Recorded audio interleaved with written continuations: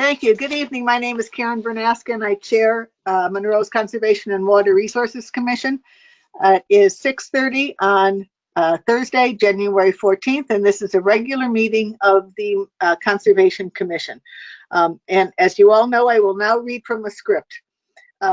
Please allow me to confirm those members, staff, and any other people who are present and see if they can hear me. I will be asking each participant to identify themselves so we can place your name on the record. Members, I'm going to state your name, and if you are here, if you are participating, please answer yes. Barbara Thomas. Yes. Ryan Driscoll. Yes. Cynthia Giancaspro. Yes. Vinnie Infante. And is there any other town hall staff present? Kat Sinenko, assistant to the first selectman. Thank you very much. And once again, I will say it, I cannot thank her enough for all the work that she does. You're welcome. I declare we have a quorum and call this meeting to order. A copy of the agenda has been posted and can be found on Monroe's website to www.monroect.org. This is a public meeting and is being conducted remotely in compliance with Section 1 of Governor Lamont's Executive Order Number 78, dated March 14th, 2020, using GoToMeeting electronic conferencing technology. Using this technology, the public shall participate in real time in this meeting via computer, tablet, smartphone, or telephone using the access information set forth on the meeting agenda. Please be advised that each meeting has unique participation information, so please be sure that you have accessed the correct meeting. Notice is hereby given that only 250 participants may access this remote electronic public meeting at any one time. Access to this meeting using this technology is granted solely by the technology provider on first access basis and is not controlled by the town of Monroe. While it is anticipated that we will not exceed the participant limit for this meeting, should it appear that we are approaching said limit so that any member of the public is denied access to this meeting, I as chair reserve the right to adjourn and continue this meeting at a later date using technology appropriate to ensure all members of the public may participate. Please take notice of the following regarding this remote electronic meeting. This meeting is being conducted in real time. This meeting is open to the public. Any member of the public may listen or view this meeting anonymously, that this meeting is being recorded. And while we ask that you mute your microphones, unless recognized to speak, that anything you say, do, or is displayed on your screen may become part of the recording. That the recording shall be posted to the town's website within 7 days, that the recording shall be made available to the public within a reasonable time at Town Hall. The meeting shall follow standard parliamentary procedure.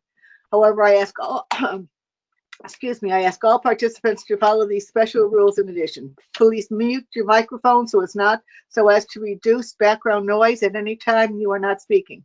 Prior to speaking on each occasion, each speaker shall clearly state their name and title for the record. The use of the chat feature is prohibited and will not be considered during this meeting.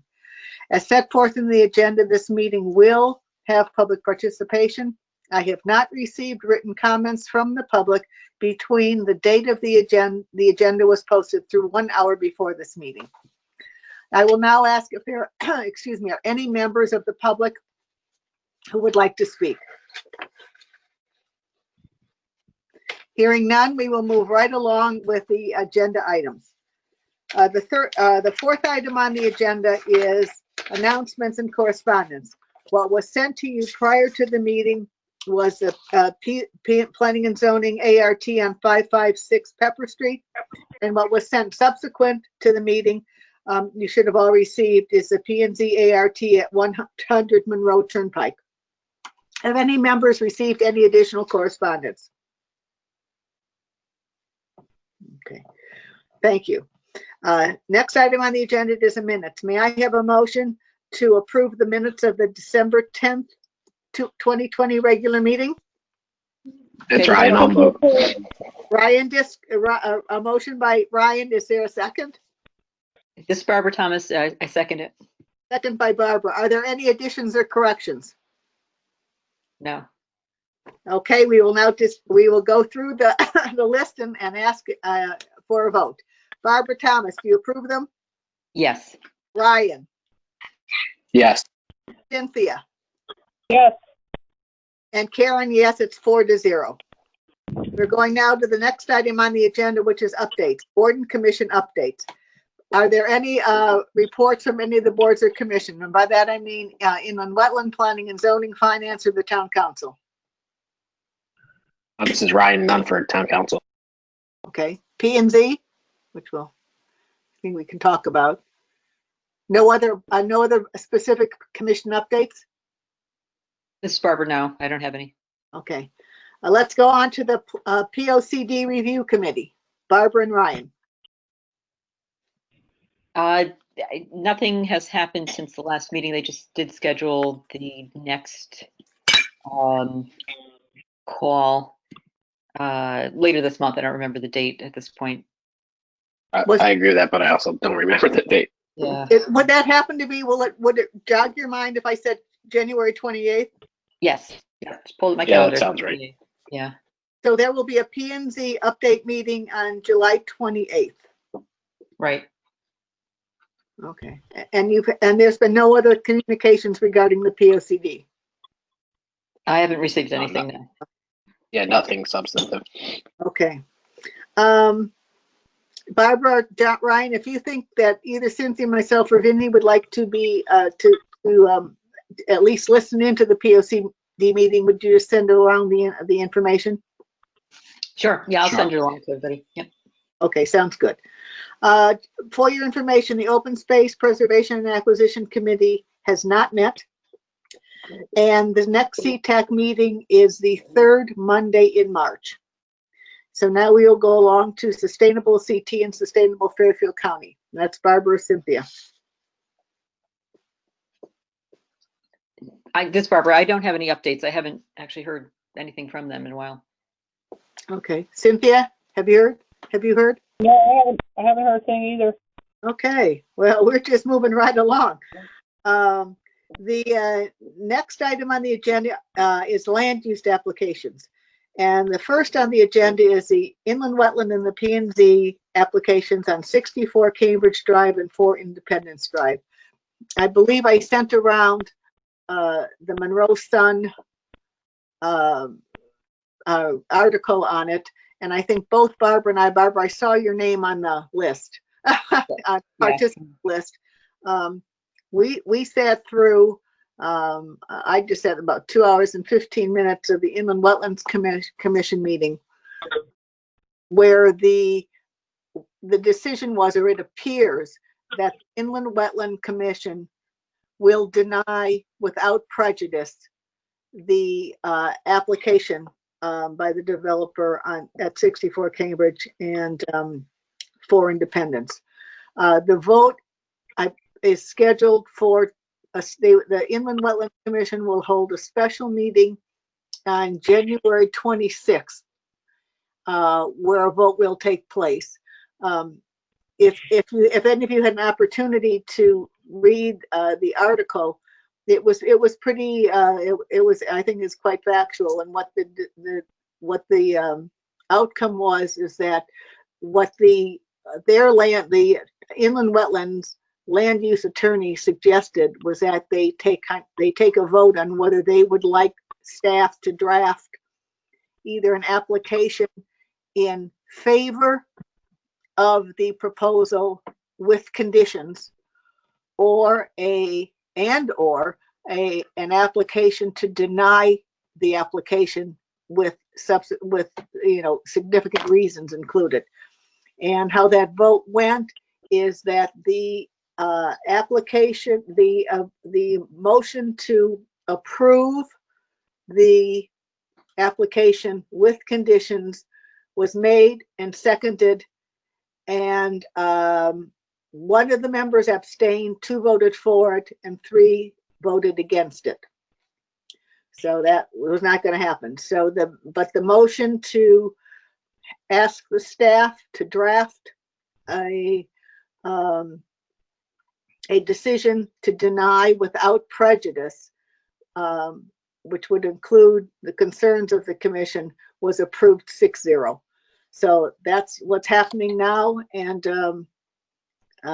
we will not see any other action by the Planning and Zoning Commission, and we will be waiting now on the special meeting of the Wetlands Commission on this. So that's where that stands. Barbara, I don't know if you wanted to add anything else. It was a interesting meeting. Yeah, they are interesting. I'm sure they're all glad that one's kind of moved along to the next step. They've had so many meetings on it. Well, my understanding of this, and Ryan, I think you can maybe add to it, is that if the commission, and that's how the motion read, to deny without prejudice and list concerns, that if the applicant so wants, they may come back with a revised application. Is that correct? Yeah, that's right. That's right, and that's how. That's what I was reading the article. That's what I was reading into it. Is they were giving them an opportunity to address whatever they thought they need to address and come back. And I don't know how quickly that'll happen, but that's what I was reading into that. That's what I think, Barbara. Probably what you took away also. So, you're right. But until regardless of, well, I shouldn't say regardless, the Planning and Zoning Commission could not act without an approval by the Inland Wetlands Commission. So now I think that's right. it's back in the court. It's not always been in the court, but it's now in the hands of the Inland Wetlands Commission, and we'll see what happens on the meeting of the 26th. So that's big news in my mind. The next item on the agenda, and maybe for Cynthia, is the text amendment and the what they call master plan for 1585 Monroe Turnpike and 421 Old Zor. And I'm sorry, Cynthia, if it was confusing. And once again, Ryan, you're probably a much better person to explain this than I am. But both of the proposals for a master plan for the area and a text amendment were before P&Z. P&Z chose to have the hearing on the text amendment because first, that was the one first scheduled on the agenda for their last meeting. Because if the Planning and Zoning Commission does not approve the text amendment, the master plan goes away, because the master plan is based on the requirements that are in the text amendment. And maybe Ryan, Right. you can say that better for Cynthia, because Cynthia wanted to go ahead. I'm sorry. I think that's right. It's basically in order for the master plan to conform to whatever the regulations are, they need to change first, because if it doesn't change regulations, it won't comply with what they currently are. So yeah. I think you said it pretty well. Thank you. See what happens when we hang around too much? We start talking about it.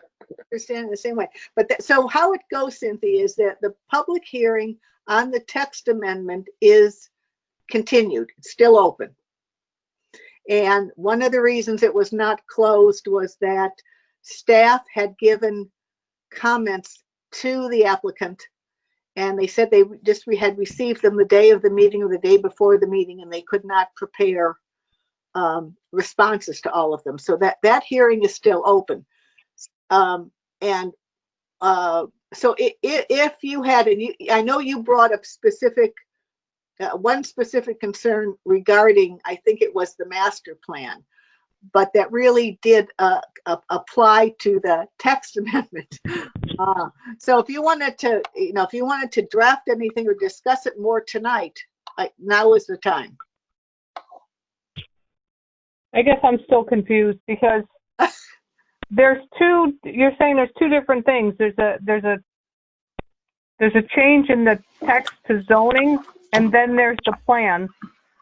And so what, if we respond to that, are we saying that we have a problem with the whole zoning text amendment? I guess that's what I'm confused by. I'm confused. Yeah, like I said, once and then turn it back over to Ryan. My understanding. So go ahead. Go ahead, Karen. I mean, you could comment on both.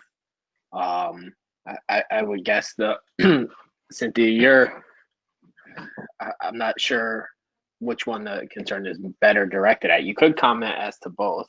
You could comment as to them separately, but really, unless the text amendment is passed, there's no need to comment on the master plan because that can't go through without the text amendment happening. So if your concerns as to what might be allowed as a whole, I think it's probably best stressed as to the text amendment, but if it's a specific concern as to what they're proposing in that plan to be put there, then it's better addressed towards that plan, if that makes sense. It does, but it doesn't clear up where should we, if we wanted to make comments, where they should go. Because I think does the text amendment apply to the entire town or only to that one specific thing? You know what? I'm trying to pull it up on my phone right now as we talk, but Karen, I don't know if you have it in front of you. I would assume it's a text amendment to specific zoning areas or zones. It's to specific zoning areas, Cynthia, and I think it would probably only apply to the Stevenson area, the Stevenson lumber, but it is a general text amendment. Right, and I think our concern was that my concern was that the border on one side was too close to the property owners that were there, right? Yes. Yeah, so that's more the plan for that particular property. Right. But I believe that was also included in the text amendment. It had boundary lines to neighboring properties, I think. Yeah, so if the text amendment itself shortens or decreases, boundaries or buffer areas within that zone, then your comment would really apply to both. Yeah. That's right, how. But I guess my concern is, do we want it to be? It was that one particular property because there's the neighbors that are right there. And is this something that we want to have apply to every single, I mean, not that they're going to listen to us, I don't know, but is it something that we want them to apply to every single property that comes up versus that one? Do you see what I'm saying, or am I not being clear? No. I think I get it. Is you have a specific concern about this property, but also have concern as that applies to other properties as well, or the potential for it to apply to other properties. Right, and do we want to make a comment that's going to affect all the properties when personally I'm only concerned right now about that one? But I think you're concerned about that one because it's the only one. Correct. Yeah, I think it's probably, your concern is probably best addressed to the actual overall zone change, because once that overall text amendment is approved, you can't object to a future plan that conforms with that regulation. So then should we as a commission then write something saying we think boundaries ought to be a little bit larger, not just 75 feet? That's what I thought your concern was, and I'm ready to. And I think from that 75 feet only apply to one neighbor in the Stevenson property. But if the text amendment is changed and could apply to other areas in the town, that same, but like you said, buffer or area between the development and a residential property would be the same. So right. So I think that that's not enough. I don't know how you guys feel, but I don't think 75 feet is enough. Others, what do you think?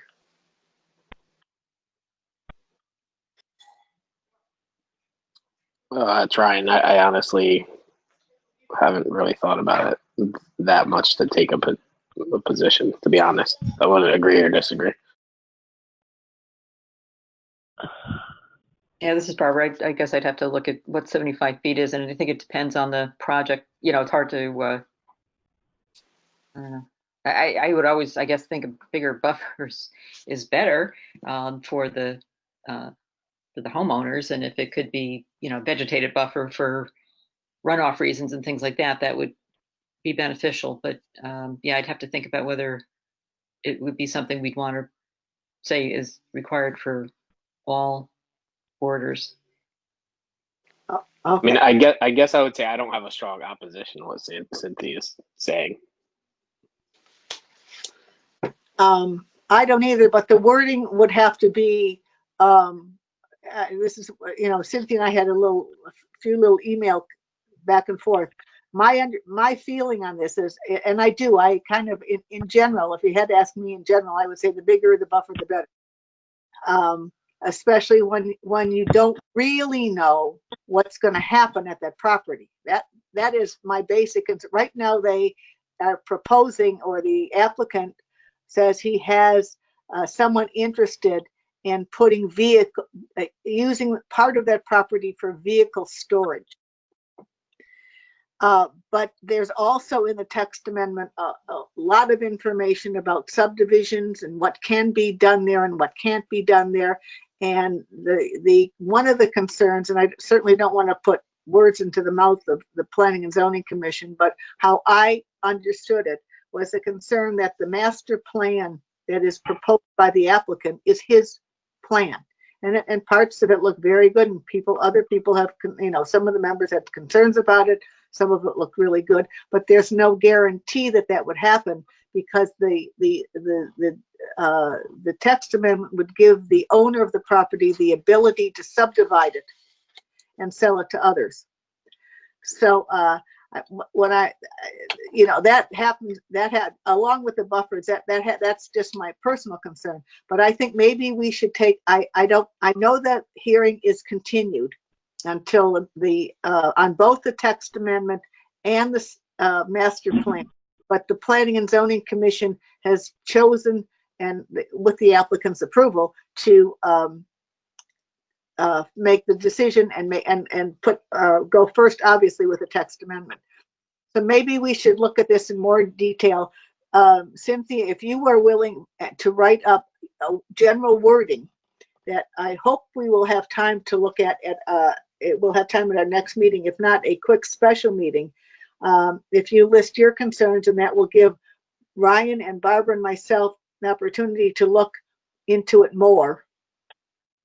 And the concern of, like I said, if we're talking about, general boundaries, I mean, if you're a neighbor, if they're parking, let's just take that one property. mm-hmm. And let's say that they decide that they're going to park trucks there. Well, if you're that one neighbor and they have semis parked there and they're running, trying to get them started in the morning, you're not going to appreciate that being 75 feet from your house. That's correct. So I just think as a general rule, 75 feet is not enough. And that the back end of that property, there's some pretty good wildlife area back there. And is that going to be impacted? I don't, the river's right back there. All this stuff is right there for that one particular property, but also for all properties. I just don't feel like 75 feet is enough. Well, maybe, I think that's the information we would like to have. I like Barbara's comment on, a vegetated buffer and what is there. And these comments, not just on, and I think they could be actually maybe voiced as general, because of the area.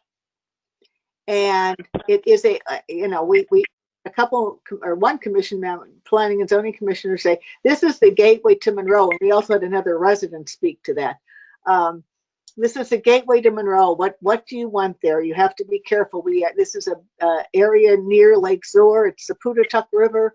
So I think maybe we need to take some more time and look at this in more detail. And but Cynthia, I would like to ask if you would just draft some general comments on it, and then we will not vote this evening.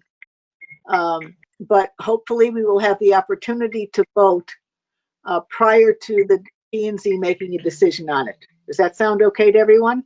Yeah. One of the things in there, and I'd have to find it because there's so many documents to look at, is a stormwater management plan. And there they do reference, they had an engineer, I don't remember exactly who it was, say where water would run off. And it definitely does go into the Halfway River. on at least a couple, they talk about it like this area would go and, under the railroad, it would go into the river eventually. And they say at some point that they're reducing, not by a lot really, but reducing impervious pavement. So they are cutting down some of the stormwater runoff. But there is a document in there that talks about, that issue of, Yeah. how sensitive the surrounding land is and where water's going to go. So that's one. Let me find it and send it around because there's so many documents. It's hard to find. I read it earlier and I don't remember where it was now. Yeah, that would be good, Barbara, if we could get kind of all of our thoughts together. I think I think what I'm hearing right now, and even for myself, we need to put a little more time into this and more and research a bit more before we put down on paper and make it an official comment from the Conservation Commission. So, Cynthia, if you could do yours, Barbara, if you would look at the stormwater section. Yep. And I'll forward that to everybody. I just found it again, so I'll forward you the link to it. Okay, is that all right with you, Cynthia, also? Yeah, fine, yep. And Ryan, if you really, I appreciate your insight tremendously on things like this. So if you can, like Sure. I said, mine was not so much, well, it was conservation, but it was also the thought that when this is, the property will be able, by the Texan, be able to be subdivided. And now granted, each one of those applications would have to come back before the Planning and Zoning Commission. Doesn't mean that if this is approved, that anything can go in there. That is not the case. I don't want to leave anyone with the misconception that even if the certain parcels or parts of it were sold off, the person or the buying it and wanting to develop it would have to go back to the Planning and Zoning Commission and have their specific application approved. But still, I think it deserves some close scrutiny. So we will definitely put this, if we can do this soon and get it, and if we have to have it ready for a P&Z meeting, and if by chance it comes before our next regular meeting, which is February 11th, maybe we can call a quick special meeting to go over it. Okay, we'll leave it at that if everyone's comfortable with that. I did put back on, Barbara, 556 Pepper Street, even though you said there was no activity on it, because we did get that ART from Will. Did you have any additional comments on 556 Pepper? No, honestly, I didn't see what the difference was, so I don't have any comments. Okay. Are there any other land use applications that you feel we should discuss? Okay. Moving right along, new business. We had a couple things that I really to go over. One quickly, and then one in a little more detail. One is that we have $180 in our budget for this year, and we have it for display boards and information. I know that we were planning on putting it in the library, and I hope that I would like to think that by midsummer or late summer, things will be better with this COVID. I do think the library is getting some decent foot traffic, controlled as it is. But we spoke last time about information on recycling. Actually, our proposed, when our budget went through, we had either had recycling or the pollinator garden. And I think, Barbara, you felt that the recycling might be more beneficial to more people. Right. Yes, I do. And I would really like to get this going, and would hope that at least at the next meeting we can have some cost estimates on what and get your thoughts on this. But even if we put something up in the library with some handouts on, because I hate to say this. I had to tell my husband again this Christmas, don't put the Christmas wrappings in the recycling. I think there is misunderstanding, or there's just a lack of knowledge on what should be recycled and what should not be. I would like to be able to put something out there to help members of the community to recycle better, recycle more. And I'm throwing this out to all of you. I wish I had a concrete suggestion to give you. I do not, but I think it would be worthwhile to ask the library if they would put something up, and maybe even allow Barbara or some members, or Cynthia, some members of this commission to give a virtual presentation on recycling, and say, if you need information, these have webs, have handouts or whatever. So I'm throwing this out, and I need help. What do you think? So Put- now this is put you Barbara. on- So Yeah, okay. go ahead. Sorry, this is Barbara. So, obviously, I think it's a important issue. It's oddly complicated because there's so many different things you toss out in a day, and it's hard with everything else everybody has to do to think about, where does this go? Is it trash or not? And so I've been thinking about it, but I'm not coming up with a great idea of how to do this in a simple way, because I don't think it's unfortunately not a simple thing to solve.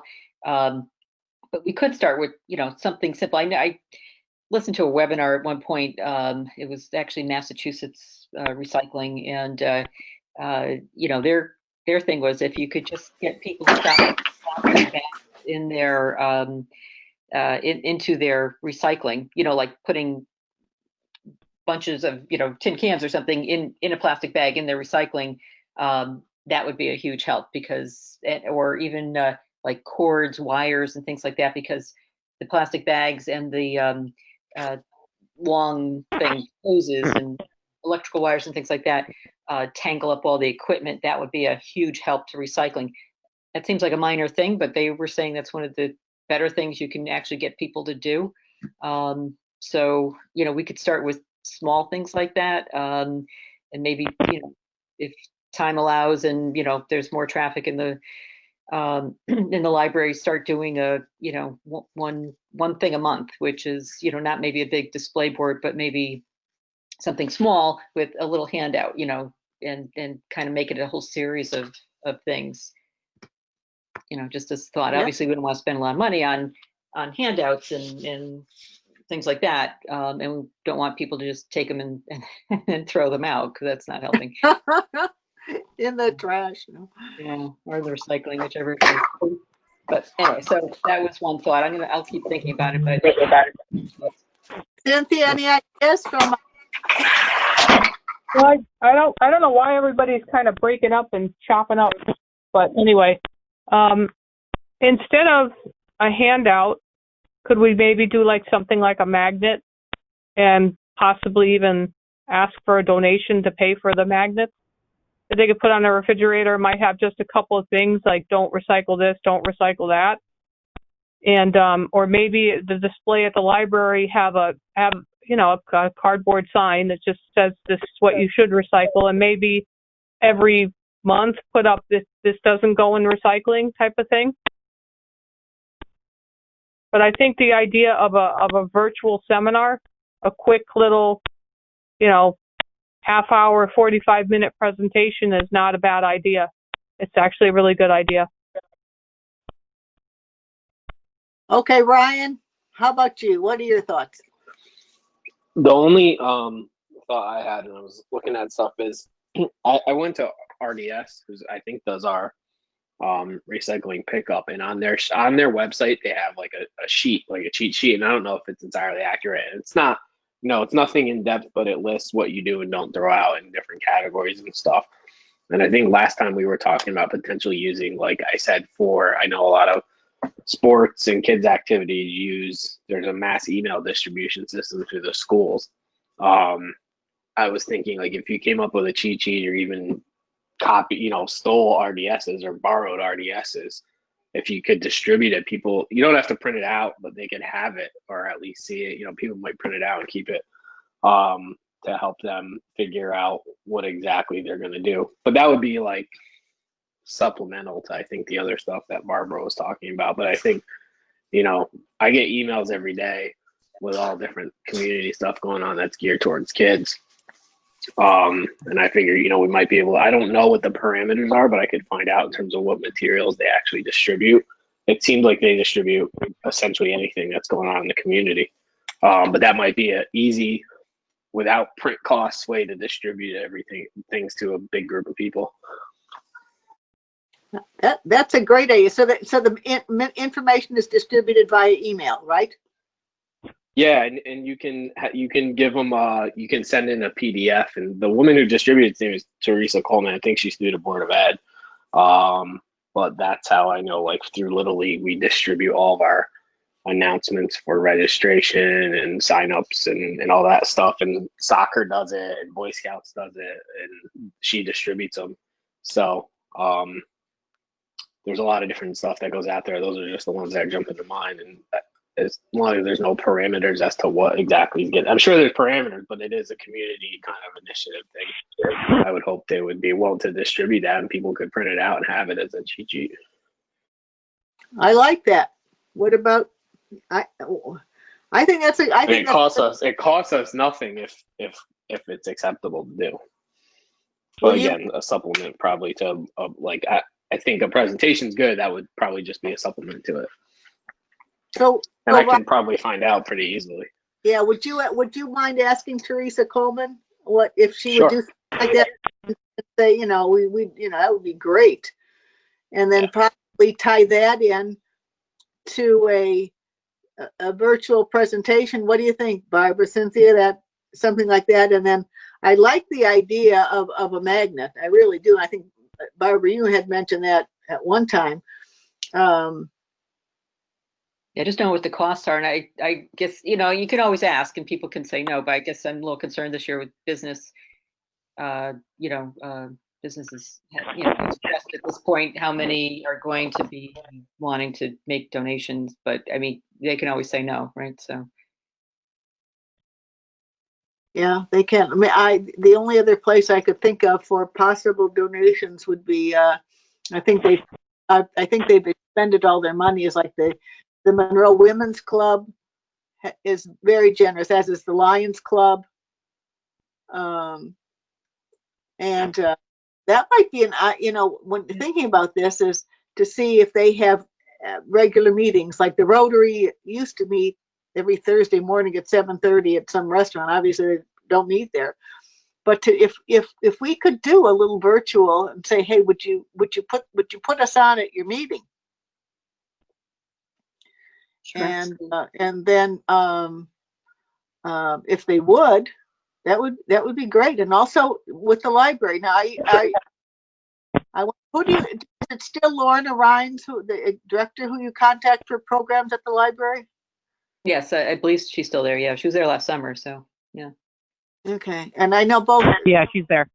I know both Barbara and Cynthia have done programs at the library when you could do it in person.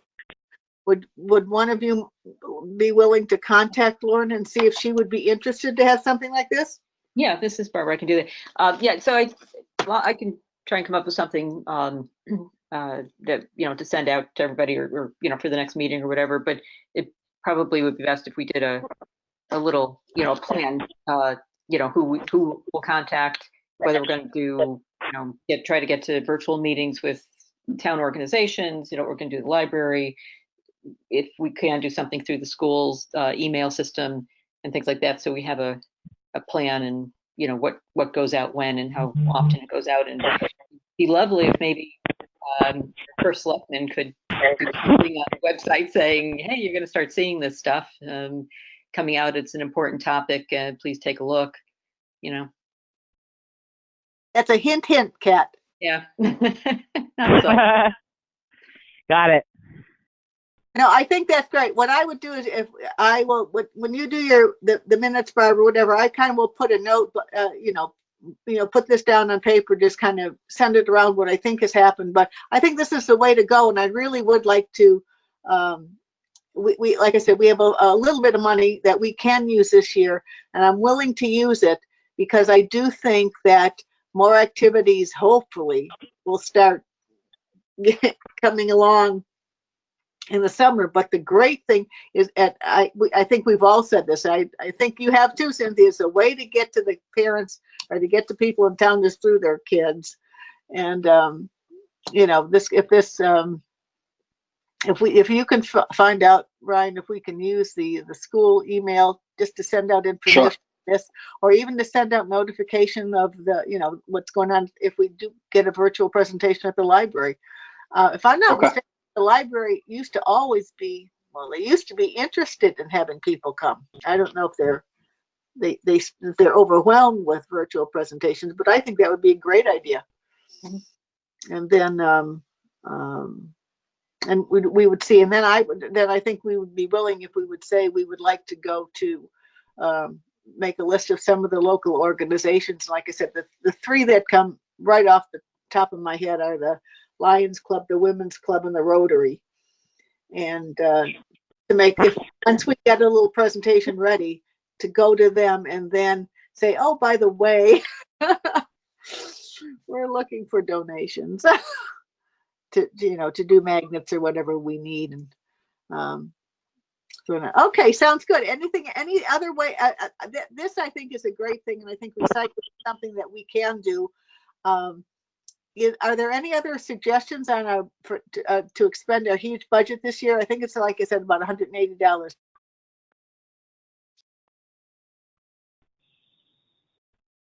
Okay, we will move forward on this recycling. I think it's great, and I think we would be doing this town a service. Now to one of the big items on the agenda, the big one, and this is the open space plan for the town of Monroe. I have, once again, my thanks to Barbara, who has taken the Woodbridge plan and kind of adapted it to Monroe and started. Just so you're aware, I did send a draft to Will Agresta, the planning administrator. He did make a few comments on it that Barbara has incorporated in this draft. But what I think is, before we do any more, one, we are committed, and we know the commission is committed to doing an open space plan by our vote to send the letter to the Planning and Zoning Commission and the consultant for the POCD saying that we would do this. And we wanted it included in the POCD that a plan would be done under our auspices, or under our coordination, I guess, and we would move forward on it. What I did want to get primarily from Cynthia and Ryan is the draft that was sent out definitely is a draft. And once again, and I loved it, Ryan. I don't use the word plagiarize. I like to say we're not reinventing the wheel. So we Borrowed. we borrowed, yes, from Woodbridge. We call it cited. Oh, I love it. Anyway, so what I really would like is your comments on the draft that was sent out. I believe I sent out on Monday, and thanks to Barbara. And then see what we can do to maybe parcel up some of the sections. And we know we have a couple that need work. So first of all, I guess any comments on the general outline of topics to be covered? Trying not from me. Cynthia, we could wordsmith it at another time, but tonight I would like to just get over. I mean, we have an introduction, we have a definition of open space, we have classification of open space, and I think this was we have the goal of an open space plan. We've got objectives of a plan. We've got criteria, which is what we had developed ourselves. And then we have, some of the options for the landowners, which came, Barbara, correct me if I'm not mistaken, a lot of this came from PCC, right? From the Land Conservation Coalition? I'm sorry, it cut out at one point. I didn't hear that. Oh, I'm sorry. This is the options for landowners. How that came from CLCC primarily, right?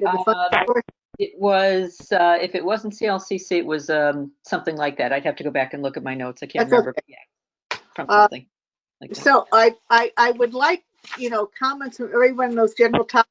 And then when we get to the the last two major topics obviously need work, and that's the properties worthy of open space preservation and then the management of existing open space. Just to let you know, and I'm moving ahead, this management of open space we cannot do by ourselves. We have to bring in Parks and Rec, town staff. I mean, that is a huge topic. And when it comes to properties, Barbara just put 3 on that. We've probably at least a couple of them. Well, the first one we have talked about a lot. But to have Ryan Moore and Barbara and Cynthia go over and think of properties that they feel are important to preserve and why. Because that's the one thing Will Agresta said to us, or responded in an email to me on this plan, is that if you're going to list a property as being worthy of preservation, whether that be, conservation easement, whether that be, grants, a town purchase, whatever, you have to say what benefits. Why would this be good for the town to have? And that I think is going to be key. And when we actually get right down to it, I still am not comfortable with listing them. I would the addresses, and I would prefer, this is just my preference, and I can be swayed. I would like to see a map in Monroe.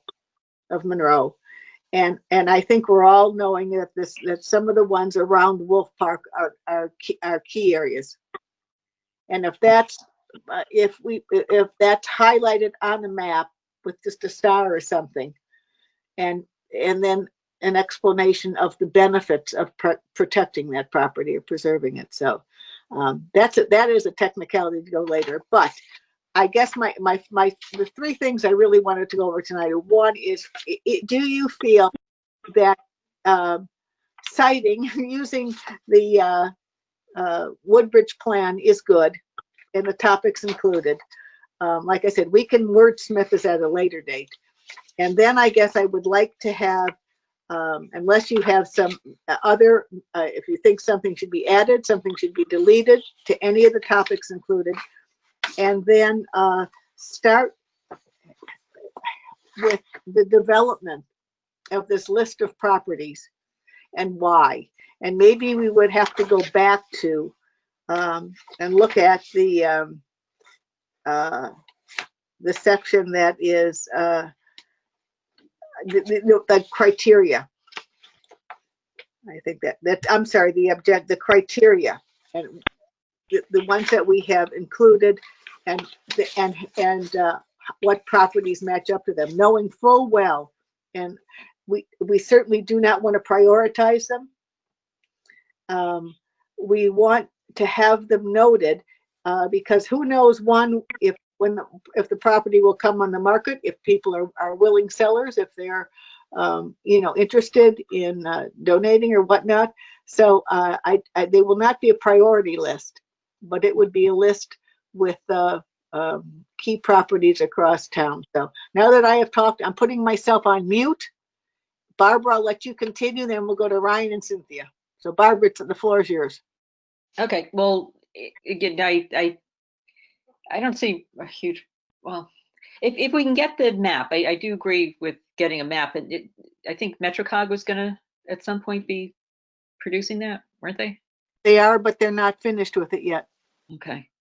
Do we have any idea when that might be finished? I can check with Will. I had talked with him last fall, and he said he'd have to get on them. Okay. Yeah. So I will check with Will on that. Yeah, because I think the idea of a map is great, because however we would do that to, in different, colors, obviously, to show this is preserved Monroe open space, maybe here's aquarium land or whatever, whatever way it's going to be done. And then I know you're not sure about the what you think about putting the specific properties that we have interest in there with an address, although other open space plans do it. So and I again, I know we've discussed, I don't think anybody be too surprised by which ones are on the list. But would be nice for visually, just for impact, to be able to look at that and say, oh yeah, that makes sense because it is next to all this other property that's already preserved, or is right next to the park or whatever. So I think the map would be a great idea, but we can't do that probably on our own. And then, I guess we could flesh it out a little bit, but and of course this was just done as a quick draft, but the properties where they have open space and where put properties and then attributes, so historical agricultural land, contiguous to existing Monroe open space, large property, something like that. Those are the attributes. I mean, I don't know what more we could expand on that, but that is, that's why it's an important property. So. Sounds good. Brian, any comments? No, I nothing additional really. I agree with your concern about listing the properties. I'm not sure where I fall on that, to be honest, yet. But I think that was the good point. Is, do we want to highlight where they might be targeting, might lose negotiation power? But then again, the people are going to know when you're negotiating with them anyway. So, that was the only thing I would add. Okay, Cynthia. I'm trying to remember why it was we had to put the properties on there. Why did we have to list them? It's interesting. When Barbara and I did go to the first POCD meeting of, boards and commissions or whatnot, they asked if we were going to put it on, and I hemmed and hawed at that point in time. No one has told us that we have to. I think the commission, Planning and Zoning Commission, would like it. As Barbara said, if you look at other plans, they do. Obviously, Woodbridge had them listed by street address. I know Stratford does. I don't know. Poor Kat. She told me she lived in Shelton. I was trying to recruit her for this. I think Shelton lists them. The addresses. Nothing says that we have to. And I personally think, and I think Ryan was kind of intimating this, is that, I mean, when you look at some of our criteria, it's pretty obvious on some of these what parcels we're looking at. But I think that's a point. We do have to. How can I say this? If we don't list, say whatever this was, street name. I'm opposed to putting the owner's name down there. That I might go to the mat on. But rather than putting a street address, we would have a map. And if this was the olden days, we'd put a pin in it, and saying, this is one we would like. I mean, if you really want to look at it, you could probably find it out. I just, that's something to consider. But what we do need to do is look in town at the parcels that we would like to protect, serve. And there's a listing in the old POCD, what it should be. I mean, and this is not rocket science. This is nothing new. It's adjacent to town open space. Contiguous trails. Greenways, protection, agricultural land, some historic land. So, so continue, Cynthia. I think the listing just allows people to visualize what you're talking about with all these objectives and goals. I mean, that's what I think the intent is, like, to say, oh, okay, well, that I know that piece of property, and that makes sense as to why that would be open space. I mean, that's my guess as to why they're listed. They're really just, I mean, I think it's called in the thing examples, right? So people have some idea. It's not some just conceptual thing on paper. People can say, oh, that property, yeah, it's adjacent to Wolf Park, or it's adjacent to Web Mountain, or whatever the case is. And they then have a better understanding of what we're talking about. Yeah, I have a question though. Like, just if we, go through the open space plan, obviously, and then say that we choose to not list specific properties, but we have a list. We would have to make that public if somebody, went and read the open space plan and said, well, which properties are they? But we would still have to give them a list, wouldn't we? If we Yeah, I had think it one. would probably fall in their FOIA or whatever. Yeah. So I Not can while, see, not it while could it's go in either way. draft form, but when it's finalized, I think you're right, Brian. Right. Yeah. Yeah. Up to FOIA. If it was like some sort of Yeah. finalized document. Right. So, I mean, that could be why people put that, why other towns have put it in, saying you'd have to make it public if somebody asked. I guess you could not put it in and then just have it available and wait until somebody asked if they ever did, but.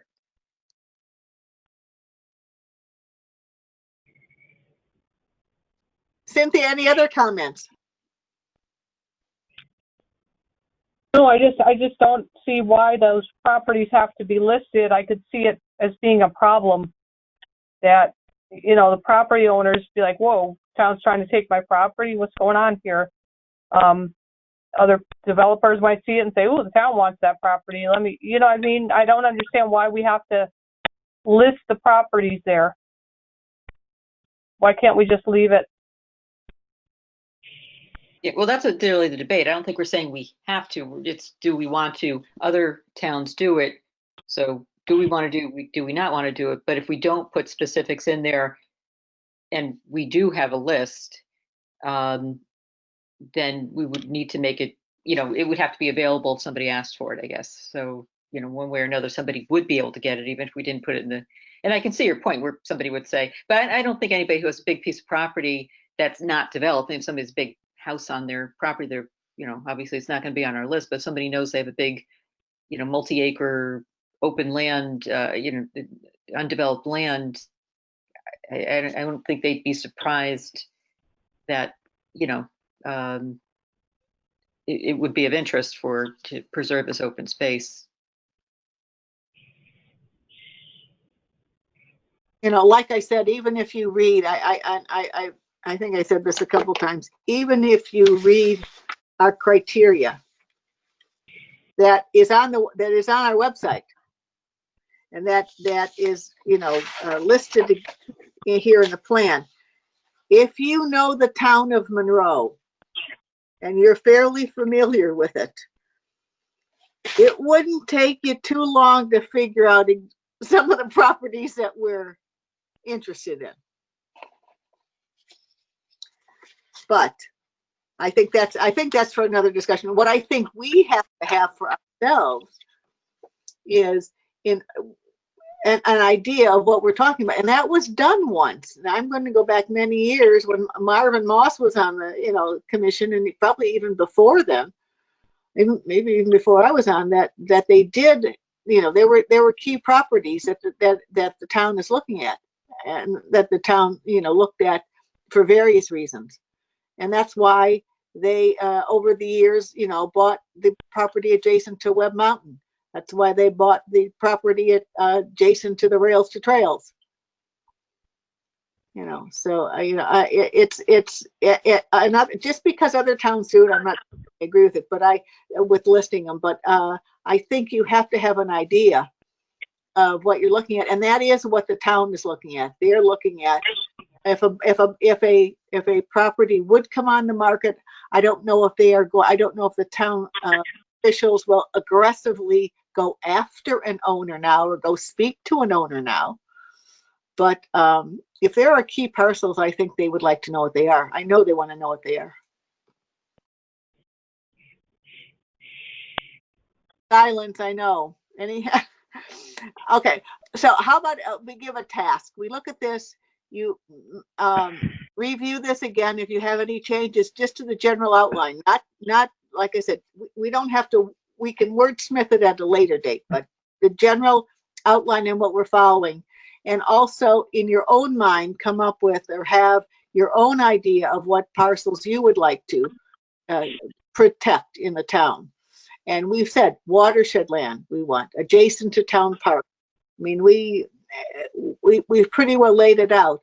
But I think I think the visual and this is probably as close to putting an address on it as I would like to get. If you have a map of the town, and I put a big gold star in every property that I think is really important to save, adjacent to the Pequannock Trail up, Stevenson area, or around Wolf Park, or certain other parcels.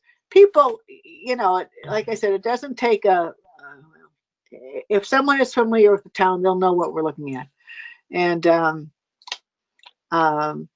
but I think it should be done, and I believe that is what the Planning and Zoning Commission would like.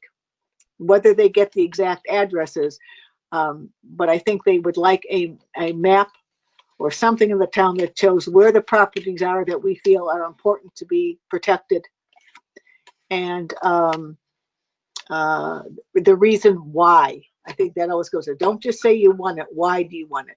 And some of these properties may never come on the market. They may never come on the market, or the town may never be able to afford them.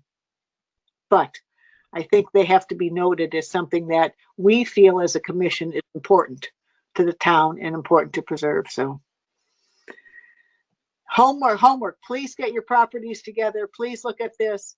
The management, I think, will be the management section will come at probably the next phase, and we cannot do that alone. I think that we're going to have to, after we do get this part of the plan together, I want to send it back to Will. I keep on asking. I've asked him if he could come to the meeting, not to this one, but to the December meeting, and he could not make it. I would like to have him come to a meeting, virtual, and give us his, comments on this, and what he thinks if there's any changes that should be made, or what else we need. Like I said, he has looked at this preliminary draft and seems to be, is fine with it. So, on that note, and we're doing well. Oh, Cynthia, it's 7:32, 28 minutes before your bedtime. I will definitely put this on the agenda for the next meeting, along with our recycling topic. Is there anything else you would like to discuss tonight under new business? Trying nothing from me. Barbara? No, nothing. Cynthia? Oh, All set? Kat, is there anything else? I feel I'm good. you're a part of us now. I just wanted to make a comment. Me and Christine in the First Selectman's office also send out email blasts, community events, and news and announcements. So if you ever need to release something, please just shoot it over. Oh, that's great. Yeah. So you saved me work. Yeah. So I have access, just like Teresa does, to do all that. So if you ever want to utilize us, please do so. Kat, who do you send your I was stuff just gonna ask. I'm sorry. Who do you send your blasts out to? Is it on the website? They're all different lists of different double opt-ins of people that sign up for news. Is it a pretty good number? I can't. Is it like what?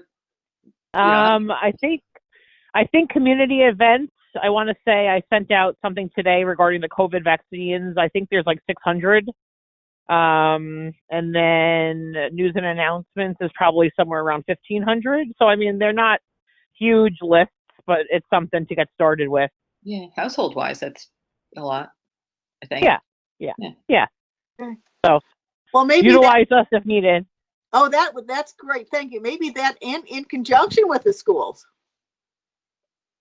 Yeah, I mean, I'm going to actually look tomorrow when I get in, and I'll send you guys some information on the different lists and the number of households. So I'll keep you posted on that. Oh, perfect. That's great. Yeah. That's terrific. All righty. Okay, so we got stuff. That's great. That's wonderful. Thank you, Kat. You're welcome. So I just looked. I got the COVID one from the schools too. So it's obviously it probably is anything that's community based really could go out to that. I would guess, but Correct. I'll find out. Yes. But Ryan, you still will check with Teresa, won't you? Yep, I'll find out. Yeah. That's great. Okay, So. are we all set? Anything else tonight? I truly appreciate your participation. If anything else for the agenda for February besides the continuation of our discussion on the open space plan and our budget expenditures? So just, yeah, more ideas on recycling. I'll try to put something together just as a, you know, an outline of what, you know, might make sense and to Great. see what everybody thinks. And also, we will discuss again under land use applications, if we still have time, the Stevenson Lumber Company. And so Cynthia, if you have any comments, just send them to me. We cannot go back and forth, right? Am I correct? We can't send them back and forth. But Yeah. but if you send them to me, and it will be like in draft form, I can keep them, and hopefully just send them out prior to the next meeting. If we have to do it sooner, we'll send it out. All righty. Right now I'm looking for a motion to adjourn. This is Barbara. I make a motion to adjourn. Is there a second? Ryan, I'll second it. Oh, great. Motion by Thomas, second by Driscoll, to adjourn the meeting at 7:36. All in favor? Thomas? Aye.